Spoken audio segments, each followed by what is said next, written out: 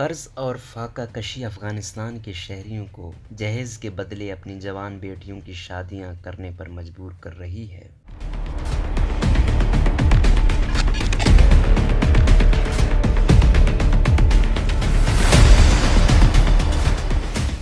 جب سے طالبان نے 15 اگست کو ملک پر حکومت قائم کی ہے، معیشت تباہ ہو گئی ہے، جس کے نتیجے میں بے سہارا والدین کی تعداد میں تیزی سے اضافہ ہوا ہے، جو اپنی بیٹیوں کو بیچنے پر مجبور ہیں اور بعض صورتوں میں اپنی بچیوں کو مستقبل کی شادیوں کے لیے پیش کر دیتے ہیں۔ بچوں کے لیے اقوام متحدہ کے ادارے یونیسیف نے دعویٰ کیا ہے کہ ایسی مصدقہ اطلاعات ہیں جن میں بتایا گیا ہے کہ گھرانے اپنے خاندانوں کو بھوک سے مرنے سے بچانے کے لیے جہیز کے بدلے 20 دن سے کم عمر کی بیٹیوں کی پیشکش کر رہے ہیں۔ پچھلے مہینے ایک 9 سالہ بچی کو کم سن دلہن کے طور پر ایک 55 سالہ شخص کو 2 لاکھ افغانیوں میں بھیڑ، ضمیر اور نقدی کے عوض فروخت کیا گیا۔ ایک بچی کے والد عبد المالک نے بتایا کہ ان سمیت خاندان کے کل 8 افراد ہیں اور ان کے پاس بچی کے بیچنے کے علاوہ کوئی چارہ نہیں تھا تاکہ وہ باقیوں کو زندہ رکھ سکیں۔ صوبہ غور میں 10 سالہ بچی کو خاندان کے قرضے ادا کرنے کے لیے ایک 70 سالہ شخص کو فروخت کر دیا گیا۔ آنکھوں میں آنسو لیے ایک بچی نے CNN کو بتایا، میں واقعی میں اسے نہیں چاہتی، اگر وہ مجھے بھیجیں گے تو میں خود کو مار لوں گی، میں اپنے والدین کو نہیں چھوڑنا چاہتی۔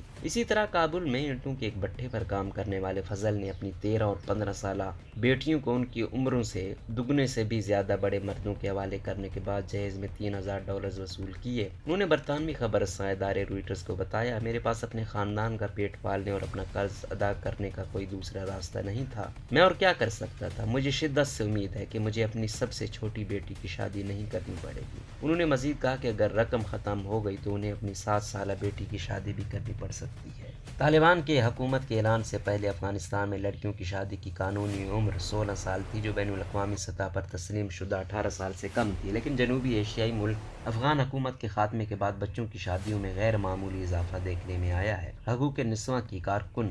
بسمہ فروغ کا کہنا ہے کہ وہ ہر روز کم عمر لڑکیوں کی شادیوں کے کیسز سن رہی ہیں اور انہوں نے قیاس آرائی کی کہ ان کم سن دلہنوں کو بلوغت تک پہنچنے سے پہلے ہی جنسی تعلقات قائم کرنے پر مجبور کیا جائے گا۔ انہوں نے روئٹرز کو بتایا کہ یہ کہانیاں سن کر میرا دل مفلوج ہو گیا، یہ شادی نہیں ہے، یہ بچیوں کا ریپ ہے۔ ان کا مزید کہنا تھا، بھوک کی وجہ سے کیسز کی تعداد بہت بڑھ گئی ہے، لوگوں کے پاس کچھ نہیں ہے اور وہ اپنے بچوں کو کھلا نہیں سکتے، یہ مکمل طور پر غیر قانونی ہے اور مذہب میں اس کی اجازت نہیں ہے۔ کم از کم 22.8 ملین افغان، جو ملک کی نصف سے زیادہ آبادی ہے، سیاسی بحران اور ملکی معیشت کے زوال کی وجہ سے فاقہ کشی کی طرف دھکیل دیے گئے ہیں۔ اس سے قبل اکتوبر میں ورلڈ فوڈ پروگرام نے ایک انتباہ جاری کیا تھا کہ اگر ان کا علاج نہ کیا گیا تو 10 لاکھ بچے شدید غذائی قلت کے سبب موت کے شکار ہو سکتے ہیں۔ موسم سرما کے آغاز کے ساتھ 2022 کے وسط تک 97% گھرانے غربت کی لکیر سے نیچے آ سکتے ہیں۔ اسلام پسند گروپ کی اچانک اقتدار میں واپسی کے بعد سے امریکہ نے افغان مرکزی بینک کے تقریباً $9.5 ارب کی اثاثے منجمد کر دی اور طالبان کو رقم تک رسائی سے روکنے کے لیے نقد رقوم کی ترسیل بھی روک دی ہے۔ افغانستان کے پڑوسی ملک پاکستان نے پیر کو اعلان کیا تھا کہ وہ بھارت سے خوراک کی امداد کی نقل و حمل کی اجازت دینے کے ساتھ افغانستان کو خوراک اور دیگر انسانی امداد کی مد میں $28 ملین فراہم کرے گا۔ ستمبر میں بین الاقوامی برادری نے جنیوا میں ایک کانفرنس میں افغانستان کی مدد کے لیے $1 ارب سے زیادہ کا وعدہ کیا تھا۔